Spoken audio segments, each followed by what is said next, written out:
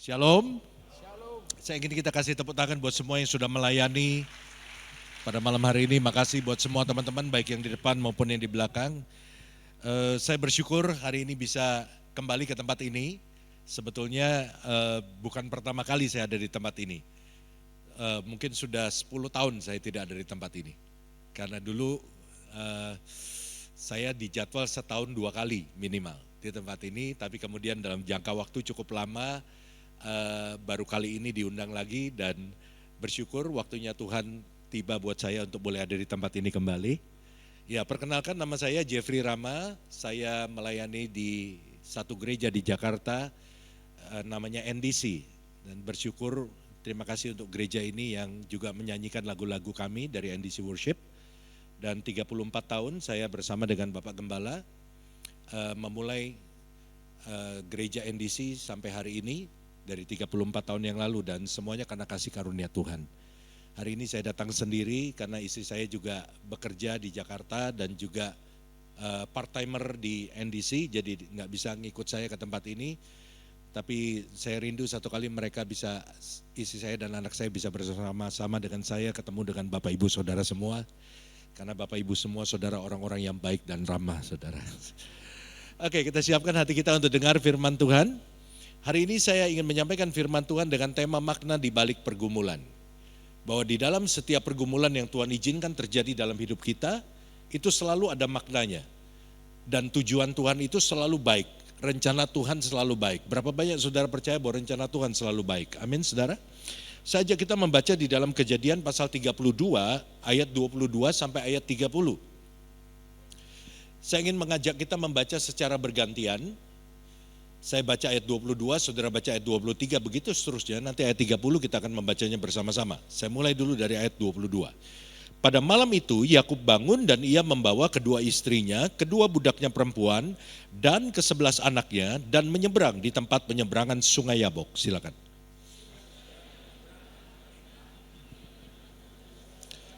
Lalu tinggallah Yakub seorang diri, dan seorang laki-laki bergulat dengan dia sampai fajar menyingsing.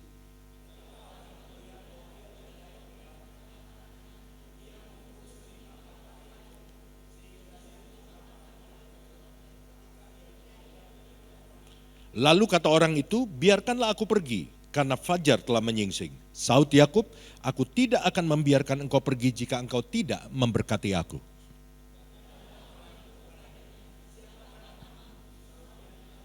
Lalu kata orang itu, namamu tidak akan disebutkan lagi Yakub, tetapi Israel, sebab engkau telah bergumul melawan Allah dan manusia, dan engkau menang.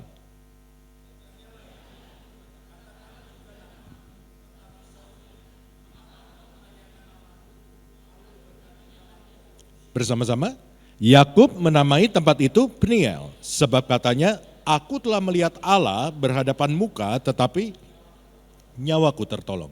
Saudara-saudara, kalau saudara memperhatikan ayat ini dan membaca secara teliti, dan kemudian saudara mencoba untuk memvisualisasikan apa yang dialami oleh Yakub malam itu, maka saudara akan menemukan bahwa seandainya saudara ada di posisi Yakub, maka saudara akan setuju dengan saya bahwa apa yang dialami oleh Yakub di dalam kisah tadi adalah satu peristiwa, satu momen yang menakutkan. Karena Alkitab berkata Yakub menyeberangkan istrinya, dia seberangkan anaknya, dia seberangkan budaknya, semua miliknya dia seberangkan, tapi Yakub nggak ikut nyebrang. Alkitab beritahu kita dia tinggal di situ seorang diri. Dan tengah malam datanglah seorang asing bertemu dengan dia, bukan ngajak ngopi, bukan ngajak makan malam, tapi bergumul sama dia. Dan Alkitab kasih tahu sama kita bahwa pergumulan Yakub itu memakan waktu cukup panjang. Karena dikatakan bahwa apa? Dari tengah malam, orang itu baru pergi pada waktu fajar menyingsing. Ini waktu yang cukup panjang, saudara. Saudara mungkin berkata, oh Pak, paling cuma beberapa jam. Kalau saudara lagi berantem ya, beberapa menit pun terasa beberapa tahun, saudara. Saya tahu benar itu. Kenapa? Karena saya ini atlet karate dulu. Jadi waktu pertandingan karate itu biasanya satu babak itu 3 menit, saudara. Ya, kalau saudara ada di lapangan, apalagi saudara dalam keadaan kalah, ya, kalah kuat, kalah teknik, 3 menit itu rasanya seperti 3 bulan, saudara. Kok nggak habis-habis gitu loh, saudara. Kalau kita menang pun rasanya pengen cepat-cepat habis gitu. Kok nggak kelar-kelar waktunya, dilihat masih baru 2 menit. Masih kurang semenit lagi. Nah, saudara-saudara yang dikasih Tuhan, pergumulan Yakub itu memakan waktu cukup panjang. Dari tengah malam sampai fajar. Tetapi yang saya beritahu adalah begini, bahwa sejak malam itu hidup Yakub tidak sama lagi. Yakub mengalami perubahan. Yakub mengalami musim yang baru dalam hidupnya. Saudara-saudara, apa yang dialami Yakub ini bukankah seringkali kita alami? Alkitab bilang Yakub baru saja menyelesaikan pekerjaannya, semua dalam keadaan yang baik. Namun tiba-tiba hidupnya berubah 180 derajat. Saya ambil contoh yang paling sederhana yang kita semua alami secara global, yaitu COVID. Pada waktu COVID tiba-tiba semua berubah 180 derajat, betul gak saudara?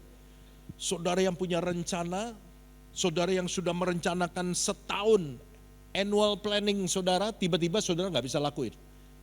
Semuanya tiba-tiba berubah, orang yang begitu aktif tiba-tiba harus diam di rumah dan gak bisa ngapa-ngapain. Dan seringkali Tuhan izinkan itu untuk sesuatu yang baik. Nah, hari ini kita mau belajar dari peristiwa Yakub ini, saudara. Apa makna dari pergumulan yang Tuhan izinkan dalam hidup Yakub? Dan apa makna dari pergumulan yang Tuhan izinkan terjadi dalam hidup kita? Saya tidak tahu apakah di antara saudara yang datang pada malam hari ini, saudara lagi kepikiran sesuatu, ada beban yang begitu berat dalam hidup saudara. Saudara sedang punya pergumulan, saudara sedang punya masalah. Ya, tiap orang hidup punya masalah. Hanya orang mati yang gak punya masalah. Saudara gak mau punya masalah, saya doakan cepat mati, saudara. Karena kalau saudara masih hidup dan gak mau punya masalah, bahasa Arabnya itu impossible, saudara ya. Sebab orang hidup pasti ada masalah. Orang baik masalah, apalagi orang jahat. Tetapi saudara, kalau kita tahu bahwa Tuhan bersama dengan kita, dan kita percaya bahwa setiap detik hidup kita ada di dalam rancangannya, maka masalah yang Tuhan izinkan terjadi, itu akan mendatangkan kebaikan bagi kita. Karena Alkitab berkata bahwa Allah turut bekerja dalam segala sesuatu untuk mendatangkan kebaikan bagi orang yang mengasihi Dia. Yang percaya katakan amin dan berikan tepuk tangan buat Allah kita. Mari kita belajar apa makna di balik pergumulan. Yang pertama, bahwa melalui pergumulan seringkali Tuhan itu mengizinkan pergumulan untuk melumpuhkan andalan kita atau sumber kekuatan kita. Supaya apa? Supaya kita bergantung sama Dia. Ayat 25 saudara. Dimajuin aja, saya udah siapin setelah slide ini.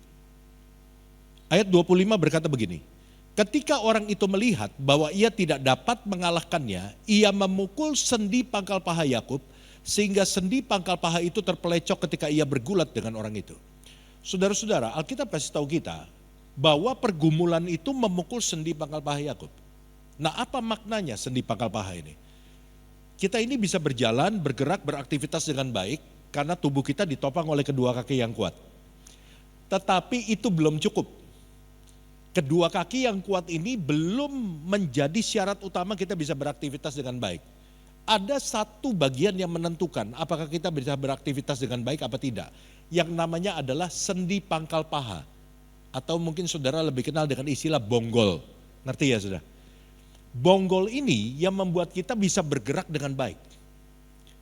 Kalau sendi pangkal paha kita ada masalah, walaupun kedua kaki kita itu kuat menopang badan kita, kita tetap gak bisa beraktivitas dengan baik. Yang masih bangun katakan amin. Ngerti ya saudara ya? Jadi sendi pangkal paha ini yang menentukan kita bisa twist, kita bisa bungkuk, kita bisa belok ke kanan, muter ke kiri. Nah, Alkitab katakan pada waktu Yakub bergumul, pergumulan itu memukul sendi pangkal paha Yakub. Sehingga Yakub gak bisa ngapa-ngapain. Sendi pangkal paha di dalam kisah ini itu melambangkan sumber kekuatan. Nah, apa maksudnya? Seringkali melalui pergumulan, Tuhan izinkan pergumulan untuk memukul sumber kekuatan saudara ketika itu sudah menggantikan tempat Tuhan di dalam hidup saudara. Ada banyak orang Kristen yang tidak sadar bahwa Tuhan tidak lagi menjadi sumber kekuatan. Kehidupan bersama dengan Tuhan itu sudah merupakan kehidupan yang rutinitas. Melayani Tuhan itu menjadi sesuatu yang rutinitas. Sehingga apa? Seringkali ada banyak orang melayani Tuhan tidak ada lagi rasa respect sama Tuhan. Semua sudah biasa dilakukan. Karena sudah sering dilakukan setiap minggu, semua terlihat biasa. Makanya saya ngomong sama teman-teman saya yang full time di gereja. Anda yang full time itu adalah orang yang paling bahaya. Kenapa? Karena Anda kerja di gereja, seringkali Tuhan itu menjadi biasa. Halo, jemaat yang seminggu sekali ke gereja, datang ke gereja penuh kerinduan. Kenapa? Ke rumah Tuhannya cuma sekali, seminggu sekali. Datang ke rumah Tuhan dengan penuh kerinduan, dengan penuh hormat. Datang ke rumah Tuhan, duduk berdoa, mencari hadirat Tuhan, menyembah dengan kusuk saudara, menyembah dengan segenap hati. Kadang-kadang kita yang setiap hari, setiap minggu rutin melayani Tuhan, nyanyi itu kelihatan biasa. Tuhan itu ada di mulut kita, tapi jauh dari hati kita. Kalau kita mau jujur, seringkali itu yang bisa terjadi. Makanya saya ngomong sama teman-teman saya yang full time di gereja, Anda ini adalah orang yang paling bahaya. Kenapa? Karena Anda ada di rumah Tuhan, sehingga Anda lama-lama bisa merasakan rumah Tuhan itu sesuatu yang biasa. Saya kasih contoh lebih sederhana karena masih ada muka-muka yang bingung nih dengar saya. Saudara kalau beli mobil baru, saudara happy gak? Happy ya. Saudara kalau saya lihat teman saya beli mobil baru, tidak boleh ada satu butir debu yang nempel di mobil itu. Jadi setiap malam, semalam apapun begitu pulang rumah, itu mobil dibersihin. Waduh, tiap malam kerjaannya cuci mobil. Semalam apapun sebelum dia tidur, mobil dia cuciin. Kenapa? Masih baru. 6 bulan kemudian, 1 tahun kemudian saya lihat mobil itu sering kotor saudara. Kenapa? Yang baru jadi biasa. Ini bahaya. Saudara-saudara yang dikasihi Tuhan, pertanyaan saya sederhana malam ini. Apakah Tuhan masih ada di tempat pertama dalam hidup saudara? Jangan buru-buru ngomong amin. Tapi teropong dulu hati saudara. Kenapa? Karena banyak orang Kristen tanpa disadari, Tuhan itu sudah tidak ada lagi di tempat pertama dalam hidup dia. Berdoa tetap berdoa, ke gereja tetap ke gereja. Baca Alkitab tetap baca Alkitab, dengar khotbah tetap dengar khotbah, nyanyi tetap nyanyi saudara. Tetapi semua itu dilakukan, enggak ada gregetnya lagi. Kayak ayam jago. Saudara pernah lihat ayam jago berkokok? Ayam jago kalau berkokok matanya merem. Kenapa? Dia udah hafal sama teksnya.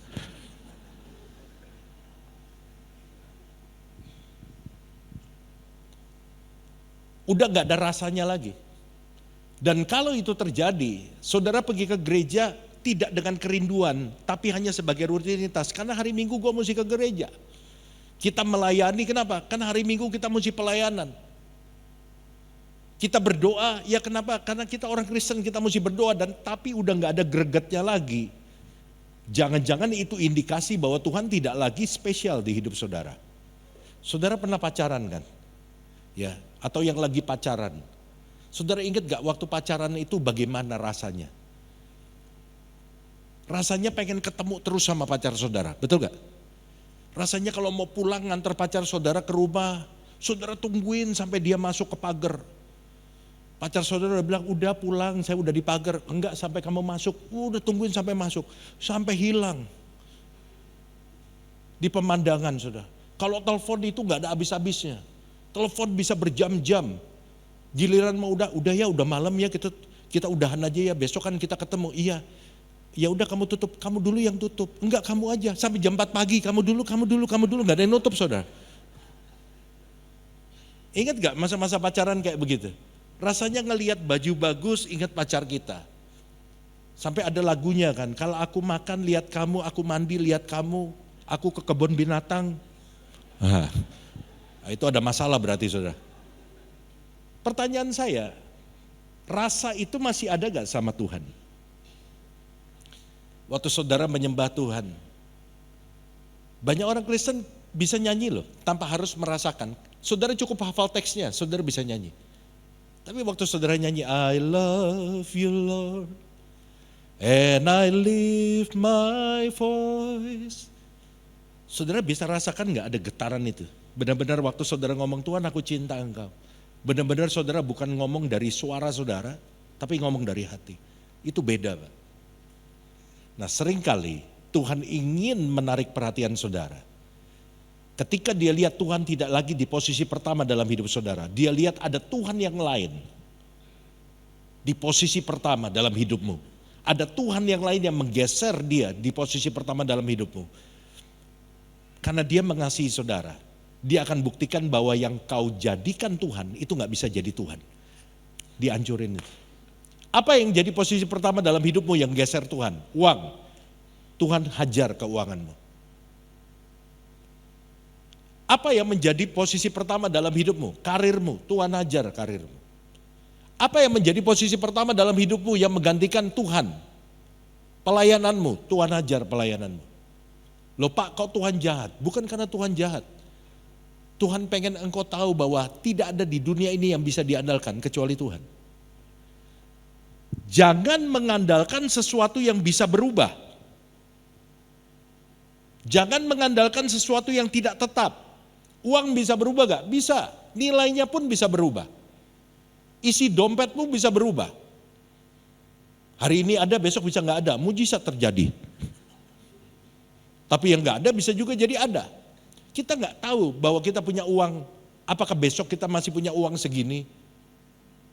Makanya jangan happy, jangan mengandalkan uang di dalam kehidupan saudara. Karena uang itu bisa lenyap sewaktu waktu.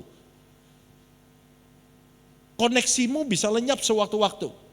Jangan mengandalkan yang bisa hilang, jangan mengandalkan yang bisa berubah, jangan mengandalkan yang tidak tetap. Tetapi andalkan yang tidak berubah. Dan Alkitab berkata Yesus Kristus tidak pernah berubah. Dulu, sekarang, sampai selama-lamanya. Yang percaya berikan tepuk tangan buat Allah kita. Seperti Yakub dipukul sendi pangkal pahanya. Tuhan akan mengizinkan saudara karena dia mengasihi saudara. Dia gak mau saudara terhilang. Bagaimana cara Tuhan menarik perhatian saudara? Dia pukul apa yang menggeser posisi dia dari tempat pertama di hidupmu. Supaya engkau sadar bahwa yang kau pikir segalanya selain Tuhan itu gak bisa jadi segalanya. Kalau sendi pangkal pahanya udah dipukul, ingat lagi sama Tuhan. Betul ya? Tuhan tolong. Biasanya orang Kristen kalau udah gak bisa apa-apa, baru minta tolong sama Tuhan. Biasanya orang Kristen kalau udah abis-abisan baru ingat sama Tuhan. Ya mending kalau dia ingat sama Tuhan gak apa-apa. Akhirnya dia kembali sama Tuhan. Kan itu saudara-saudara, mari kita introspeksi diri kita hari ini. Masih ada gak getaran-getaran cinta sama Tuhan setiap kali engkau datang ke rumah Tuhan? Masih ada gak setrum-setrum kayak orang lagi pacaran pada waktu engkau memuji Tuhan? Pada waktu engkau berkata, aku cinta kau Tuhan. Ku cinta kau Yesus. Hatimu bergetar gak? Seperti engkau ngomong sama pacarmu yang I love you. Waktu saudara ngomong I love you sama Tuhan, masih ada getarannya itu gak? Yeremia pasal 17 berkata demikian. Beginilah firman Tuhan, terkutuklah orang yang mengandalkan manusia, yang mengandalkan kekuatannya sendiri dan yang hatinya menjauh daripada Tuhan. Jangan andalkan manusia. Andalkan manusia itu seperti apa? Jangan andalkan koneksimu. Oh bisnis saya sih aman. Saya ini kenal jenderal ini, jenderal ini, jenderal ini. Ketika engkau mengandalkan manusia, Tuhan akan buat manusia itu hilang semua. Pada saat engkau punya masalah gak bisa tolong engkau. Supaya engkau tahu bahwa manusia gak bisa diandalkan. Jangan andalkan kekuatanmu sendiri. Pak saya mah pasti sukses lah Pak, saya gak perlu Tuhan. Kenapa? Saya tuh orang pinter Pak, lulusnya cum laude. IQ saya nopek go Pak. IQ boleh nopek go saudara. Malaikat lewat kesenggol otak saudara miring dikit jadi blow on saudara. Jangan hatimu menjauh daripada Tuhan. Saudara mau diberkati Tuhan, Alkitab bilang apa? Jangan andalkan manusia. Jangan andalkan kekuatanmu sendiri. Jangan hatimu menjauh daripada Tuhan. Maka engkau akan tetap berada di dalam berkat Tuhan. Yang setuju berikan tepuk tangan sekali lagi buat Allah kita. Yang kedua, apa yang kita bisa pelajari dari sebuah pergumulan? Saya bawa kabar baik buat saudara yang mengalami pergumulan. Bahwa setiap pergumulan itu memiliki batas waktunya. Ayat 26. Lalu kata orang itu, biarkanlah aku pergi karena fajar telah menyingsing. Pergumulan itu berkata kepada Yakub, aku harus pergi dari hidupmu. Kenapa? Karena fajar telah menyingsing. Waktuku sudah tiba untuk pergi. Dan saya bawa kabar baik buat saudara, seberat apapun pergumulan yang saudara alami hari ini, sebesar apapun masalah saudara, setiap pergumulan itu ada batas waktunya. Satu hari pergumulan itu harus pergi dalam hidupmu. Sebab apa? Sebab fajar telah menyingsing, pertolongan Tuhan sudah datang dalam hidup saudara. Yang percaya tepuk tangan buat Tuhan sekali lagi. Setiap masalah ada batas waktunya. Satu hari dia harus menyingkir dari hidup saudara. Saudara-saudara, seorang yang ada di dalam masalah, sedang menjalani pergumulan, sering saya gambarkan seperti seorang yang ada di tengah-tengah sebuah pipa yang besar dan panjang. Ketika orang itu ada di tengah-tengah pipa itu, dia nggak bisa lihat apa-apa ke depan dan ke belakang, semuanya gelap. Tetapi saudara mesti ingat, sepanjang-panjangnya pipa itu pasti ada apanya? Ada ujungnya.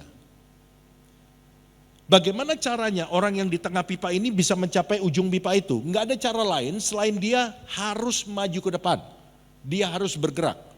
Dan ketika dia sampai 30 meter dari ujung pipa itu, maka dia akan melihat bahwa pipa itu tidak segelap sebelumnya. Ketika dia tinggal 10 meter, ternyata pipa itu lebih terang dari sebelumnya. Ketika dia sampai di ujung pipa itu, maka dia akan menemukan bahwa ternyata pipa yang tadinya begitu gelap, ada terang di ujung daripada pipa itu. Hari ini saya mau katakan kepada saudara, mungkin ada di antara saudara yang tinggal 30 meter dari ujung pipa persoalan saudara. Jangan menyerah, jangan berhenti. Teruslah berjalan. Mungkin hari ini ada orang-orang yang tinggal 10 meter dari ujung pipa persoalan saudara. Teruslah berjalan. Teruslah bergerak, teruslah percaya, teruslah bertahan. Mungkin besok saudara akan sampai di ujung pipa persoalan saudara. Saudara akan melihat terang Tuhan, tangan Tuhan itu menolong saudara. Jangan pernah menyerah dengan hidup Anda, sebab Tuhan tidak pernah menyerah dengan hidup Anda. Saudara-saudara yang dikasihi Tuhan, seorang hamba Tuhan namanya Robert Schuller itu menceritakan tentang petani kentang di Amerika. Petani kentang di Amerika itu memiliki satu kisah yang unik. Kalau kentang-kentangnya sudah panen, maka petani ini akan memasukkan semua kentang ke dalam bak truknya untuk dia bawa ke pasar. Dan dia tidak memilih, tidak mengatur. Semua besar kecil dimasukkan jadi satu sudah. Dan setelah semua kentang-kentang itu masuk ke dalam bak truknya, petani ini akan mengemudikan truknya ke pasar.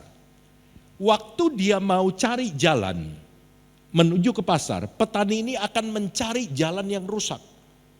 Bukan memilih jalan yang mulus. Kalau kita nggak suka jalan rusak. Tapi petani ini akan memilih jalan yang rusak. Dan setelah sampai di pasar, ketika bak truk itu dibuka, maka sesuatu yang unik terjadi. Apa yang terjadi? Sebagian besar kentang-kentang itu sudah tersusun sendiri.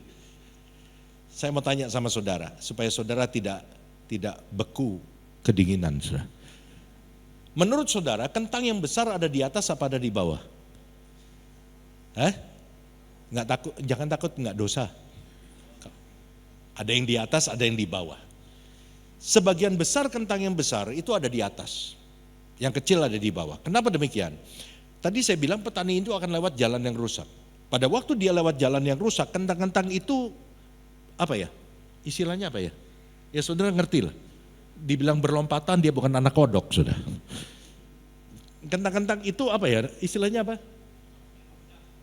Ya begitulah saudara ngertilah. Ketika dia bergerak ke atas ke bawah karena goncangan itu, maka terjadi rongga. Kentang kecil yang ada di atas dia akan turun ke bawah. Bisa nangkap logikanya?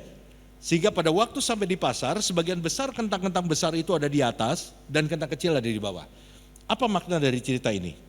Robert Schuller berkata gini, kita itu bagaikan kentang-kentang tadi. Bak truk, tempat kentang-kentang itu disimpan, itu bagaikan dunia di mana kita hidup di dalamnya. Jalan yang rusak yang membuat kentang-kentang itu bergoncang, nah katanya bergoncang itu yang paling tepat. Jalan yang rusak yang membuat kentang-kentang itu bergoncang, bagaikan goncangan-goncangan masalah pergumulan dalam dunia yang mencoba menggoncangkan hidup kita. Dan kemudian dia bilang gini, kentang yang besar yang ada di mana? Di atas. Itu melambangkan orang yang percaya kepada Tuhan, punya iman yang besar, tidak mudah menyerah, walaupun dia mengalami goncangan, dia akan tetap ada di atas. Kentang yang kecil yang ada di bawah itu melambangkan orang yang tidak punya iman, tidak percaya kepada Tuhan, mudah menyerah, ketika ada goncangan, dia akan ada di bawah. Pertanyaan saya buat saudara hari ini, saudara mau jadi kentang besar, kentang kecil? Saudara mau jadi kentang besar, kentang kecil? Jangan jadi kentang besar, jadi seperti kentang besar aja, jangan berubah jadi kentang. Tetaplah jadi manusia, saudara. Jadilah seperti kentang besar. Kita percaya kepada Tuhan, kita punya iman kepada Tuhan, kita tidak mudah menyerah. Kenapa? Karena kita tahu bahwa setiap masalah kita ada batas waktunya. Dan pada waktunya Tuhan, Tuhan akan datang untuk menolong kita dan menyelesaikan pergumulan kita. Yang percaya berikan tepuk tangan buat Allah kita. Yang ketiga, apa yang kita bisa pelajari dari sebuah pergumulan? Bahwa setiap pergumulan itu akan membawa perubahan dalam hidup kita. Ayat yang ke-27. Bertanyalah orang itu kepadanya, siapakah namamu? Sautnya Yakub. Lalu kata orang itu, namamu tidak akan disebutkan lagi Yakub, tetapi siapa?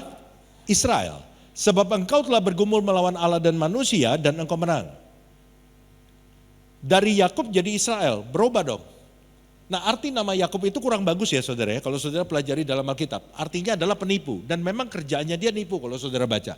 Dia tipu kakaknya, dia tipu bapaknya, dan terakhir dia tipu pamannya yang juga mertuanya dia. Sesuai. Tetapi di dalam ayat ini dikatakan, namamu tidak akan disebutkan lagi Yakub, tapi Israel. Penipu berubah jadi Israel. Apa artinya Israel? Salah satu arti dari Israel adalah the Prince of God, pangeran Allah. Enggak ada orang mau kasih nama anaknya dengan arti penipu. Kita kalau kasih nama anak kita artinya bagus-bagus. Yakub yang penipu, yang namanya tuh jelek banget, levelnya rendah, tiba-tiba berubah menjadi pangeran Allah. Ini levelnya tinggi nih saudara. Bukan pangeran dunia, bukan pangeran sebuah kerajaan, tapi pangeran Allah, the Prince of God. Menggambarkan satu loncatan, satu breakthrough kehidupan yang dialami oleh Yakub. Dan kalau saya tanya sama Bapak Ibu Saudara, berapa banyak saudara mau mengalami breakthrough dalam hidup saudara, lompatan, punya hidup yang lebih baik, pasti kita semua angkat tangan. Dan memang kita semua maunya begitu dan kita berdoa untuk itu. Tapi saya hanya mau ingatkan begini. Seringkali media yang Tuhan pakai untuk membawa lompatan dalam hidup kita, namanya adalah masalah. Karena kalau saudara lihat ayat ini, di mana Yakub mengalami perubahan dari Yakub jadi Israel, yaitu ketika Yakub berada dalam pergumulan. Betul gak? Halo? Di dalam pergumulan Tuhan merubah Yakub jadi Israel. Karena itu saya mau katakan kepada saudara, saudara mau percaya sama saya atau tidak terserah saudara, saudara mau tahu atau tidak terserah saudara, tapi ini fakta yang tidak bisa berubah, bahwa pergumulan, masalah itu pasti akan merubah hidup saudara. Perubahannya seperti apa Pak? Apakah saya pasti berubah dari Yakub jadi Israel, hidupnya lebih baik? Belum tentu. Perubahannya ada dua, jadi lebih baik atau jadi lebih buruk. Dan saya harus beritahu kepada saudara, yang menentukan perubahan ini bukan Tuhan, tapi kita. Apa faktor yang menentukan perubahan yang akan kita lihat? Satu kata, namanya adalah respon. Respon saudara, ketika saudara mengalami pergumulan, akan menentukan perubahan seperti apa yang akan saudara lihat dalam hidup saudara. Kalau saudara ketika dalam masalah, saudara ngomel sama Tuhan, saudara jauh dari Tuhan, saudara tinggalkan Tuhan, saya pastikan saudara akan berubah menjadi pribadi yang jauh lebih buruk daripada sebelumnya. Tapi kalau ketika saudara sedang mengalami masalah, pergumulan, saudara mendekatkan diri sama Tuhan, saudara tetap percaya sama Tuhan, saudara gak berubah imannya sama Tuhan, saudara memperkuat kepercayaan saudara seperti Daud kepada Tuhan, maka saya pastikan bahwa pergumulan itu akan merubah saudara menjadi pribadi yang jauh lebih baik. So, saya mau katakan sama saudara, jangan salahkan Tuhan untuk perubahan yang saudara alami. Sebab perubahan yang saudara alami itu ditentukan bukan oleh Tuhan, tapi oleh saudara sendiri. Bagaimana saudara memberikan respon terhadap pergumulan, terhadap masalah yang saudara alami hari ini. Kalau saudara jauh dari Tuhan dan tinggalkan Tuhan, maka habislah kekuatanmu. Saudara akan semakin lemah. Jangan salahkan Tuhan, karena keputusan itu saudara yang buat. Halo. Tapi sebaliknya, kalau saudara tahu bahwa di dalam Tuhan ada kekuatan, walaupun engkau belum melihat yang engkau mau, tapi saudara percaya bahwa satu hari Tuhan akan memberikan apa yang engkau mau lihat. Saudara memperkuat kepercayaanmu, maka makin lama engkau akan jadi pribadi yang makin kuat. Tapi satu fakta yang tidak bisa berubah, masalah akan merubah hidup kita. Dan sekali lagi saya ingatkan, perubahannya sangat tergantung dari respon saudara. Makanya banyak orang kan kesaksian, puji Tuhan saudara, 5 tahun yang lalu saya divonis kanker. Kok divonis kanker, puji Tuhan. Kalau saya tidak kanker, saya nggak pernah kenal Tuhan. Karena saya divonis kanker, saya kehilangan harapan. Ada jemaat GBI Gajah Mada ngajak saya ke gereja. Saya nangis di gereja, saya baru tahu bahwa Tuhan itu hidup. Puji Tuhan, saya ngalami mujizat, Tuhan sembuhkan saya. Responnya benar, betul gak? Dia memberikan respon yang benar, hidupnya jadi lebih baik. Dia jadi kenal Tuhan karena masalah. Dan hari ini saya mau katakan kepada saudara, berikan respon yang benar. Supaya masalah merubah saudara menjadi pribadi yang jauh lebih kuat, jauh lebih mengenal Tuhan, jauh lebih tahan banting, dan engkau melihat bahwa Tuhanmu itu hidup. Berikan tepuk tangan buat Allah kita. Yang keempat, bentar lagi saya kelar. Apa yang kita bisa pelajari dari pergumulan? Yang keempat, bahwa di balik pergumulan Tuhan menyediakan berkat. Selalu ada ujian yang mendahului promosi. Saudara mesti ingat itu. Itu cara kerjanya Tuhan. Ujian itu selalu mendahului sebuah promosi. Ayat 29. Bertanyalah Yakub, katakanlah juga namamu, tetapi sautnya mengapa engkau menanyakan namaku, lalu diberkatinya lah Yakub di situ. Ini ayat 29. Tadi kita baca sampai ayat 30, ceritanya sampai ayat 30. Artinya kita tahu bahwa berkat Tuhan itu dicurahkan dalam hidup Yakub di ujung dari pergumulan Yakub. Karena ayatnya ayat 29. Kapan berkat itu dicurahkan dalam hidup Yakub? Setelah Yakub memenangkan pergumulan. Ya. Yakub memenangkan pergumulan, Tuhan memberkati dia. Menangkan pergumulan saudara hari ini, sebab Tuhan sudah menyediakan sesuatu yang lebih besar. Tuhan gak akan menyediakan sesuatu yang lebih besar kalau kekuatanmu tidak sanggup untuk membawa sesuatu yang lebih besar yang Tuhan sediakan. Karena itu akan menghancurkanmu. Tuhan akan memberikan kepadamu sesuai dengan kapasitas saudara. So kalau saudara mau kapasitas berkat yang lebih besar, tunjukkan kepada Tuhan, buktikan kepada Tuhan bahwa saudara punya kekuatan yang lebih besar. Bisa ngerti maksud saya? Kalau saudara berdoa untuk berkat yang lebih besar, buktikan kepada Tuhan bahwa saudara punya kekuatan yang cukup besar untuk menerima berkat yang lebih besar, promosi, tanggung jawab yang lebih besar dari hari ini. Dan seringkali Tuhan menguji kekuatan kita, kapasitas kita lewat apa? Lewat masalah. Masalah itu sekaligus ujian. Ingat ya, tanpa ujian tidak ada kenaikan kelas. Prinsipnya begitu.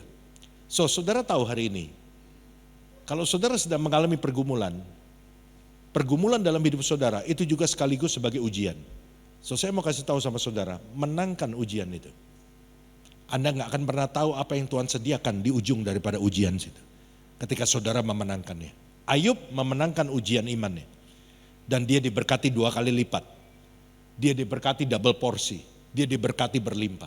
So hari ini kalau saudara ingin promosi dari Tuhan, saudara harus menunjukkan kepada Tuhan lebih dulu bahwa engkau punya kekuatan yang lebih besar dan kapasitas yang lebih besar untuk menerima sesuatu yang lebih besar dari Tuhan. Menangkan ujian itu adalah bukti bahwa kapasitasmu lebih besar daripada sebelumnya. Dan yang kelima, yang terakhir. Apa yang kita bisa pelajari dari sebuah pergumulan? Pergumulan itu membuat kita melihat Tuhan. Saya lebih senang sebetulnya pakai kata ini. Saya pakai kata melihat karena ayatnya melihat. Coba kita baca ayat 30 deh. Yakub menamai tempat itu Peniel sebab katanya, aku telah melihat Allah berhadapan muka, tetapi nyawaku tertolong. Apa yang dimaksud melihat Allah? Melihat Allah artinya mengalami Tuhan dalam hidup saudara. Saya mau bawa berita baik buat saudara yang sedang mengalami pergumulan.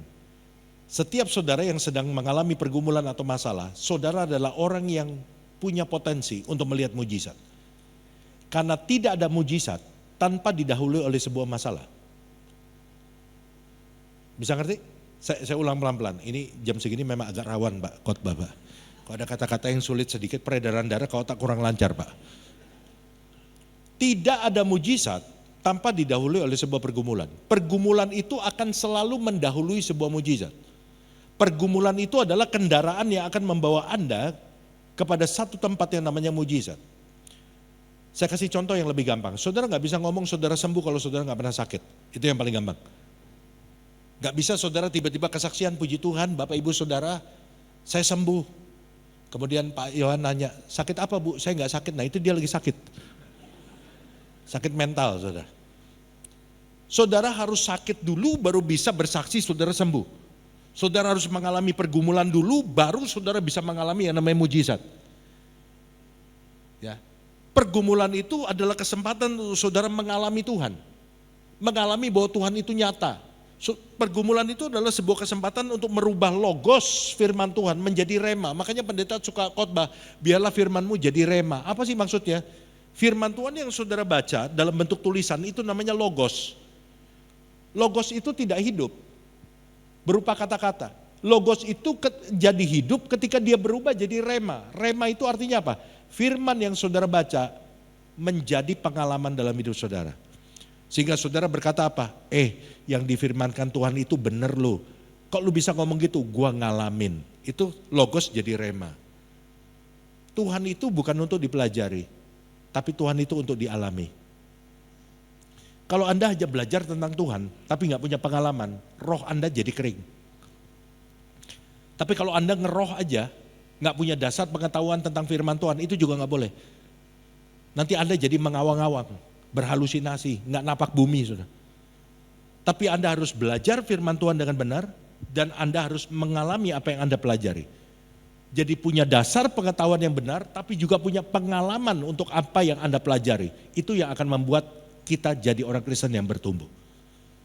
Jadi hari ini saya mau katakan kepada saudara, pakai kesempatan di saat saudara mengalami pergumulan hari ini, untuk mengalami Tuhan dalam hidup saudara. Sebab ingat kata saya, tidak ada mujizat tanpa didahului oleh sebuah pergumulan. Artinya waktu Anda sedang bergumul, Anda adalah orang yang dipilih Tuhan. Kalau Anda tetap bertahan dan setia untuk melihat apa yang belum pernah Anda lihat. Anda adalah orang yang dipilih Tuhan untuk melihat apa yang namanya mujizat. Anda adalah orang yang dipilih Tuhan untuk melihat bagaimana logos itu berubah menjadi rema dalam hidup saudara. So, enjoy your problem. Nikmatin masalah saudara. Karena hari ini saudara tahu bahwa ada makna yang baik dari setiap pergumulan yang Tuhan izinkan dalam hidup kita. Selamat menikmati masalah saudara. Dan selamat menikmati Tuhan di dalam pergumulan saudara. Tuhan Yesus berkati kita semua.